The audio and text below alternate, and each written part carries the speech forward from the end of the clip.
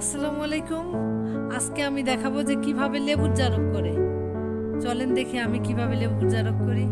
ফার্স্টে লেবুগুলো ভালো করে ধুয়ে নেই। ধুয়ে আমি টিস্যু দিয়ে মুছি, এমন করে মুছি যেন লেবুর মধ্যে একটু পরিমাণও পানি না থাকে।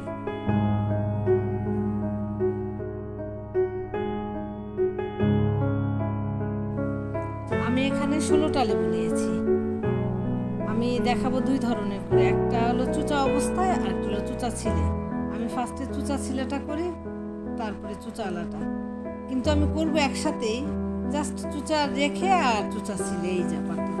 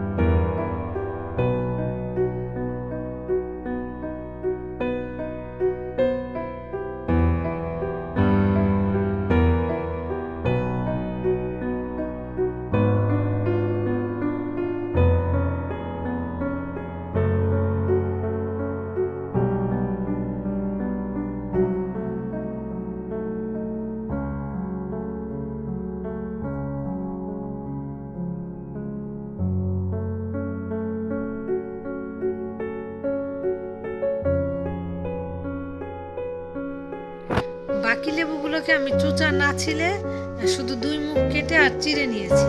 এখানে 8টা লেবুকে আবার চুচা না ছিলে চিড়ে, যেভাবে এইভাবে 4 সাইডে আমি চিড়ে নিছি, 2টা মুখ ফেলে চিড়ে নিছি।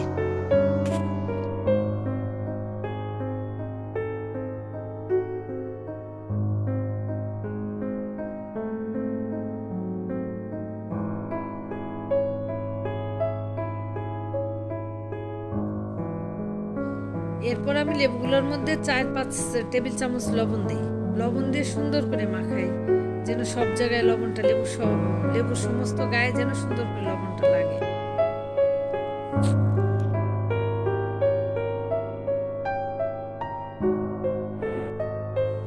এরপর লেবুগুলাকে আমি রোদে রেখে দিই 2-3 দিন।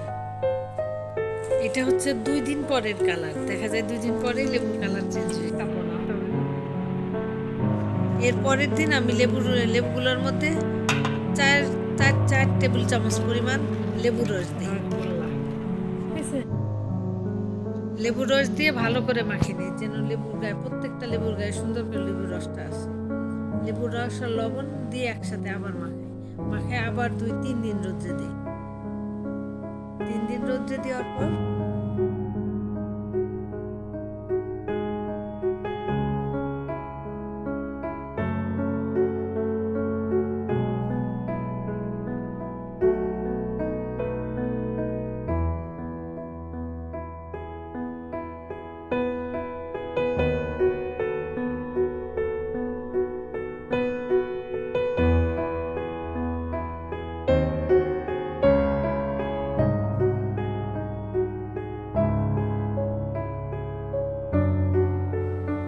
একদিন পরে আবারও আমি তার মধ্যে আরো 3-4 টেবিল চামচ লেবুর রস দিয়ে আবার ভালো করে মাখিয়ে আবার রোদ্রে দিই।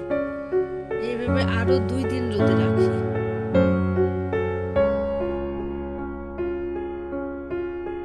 এরপর লেবুগুলোকে কাচের বয়ামে ভরি, ছিলাগুলো একটা বয়ামে ভরি আর ছিলাটা আর একটা বয়ামে ভরি, আলাদা আলাদা।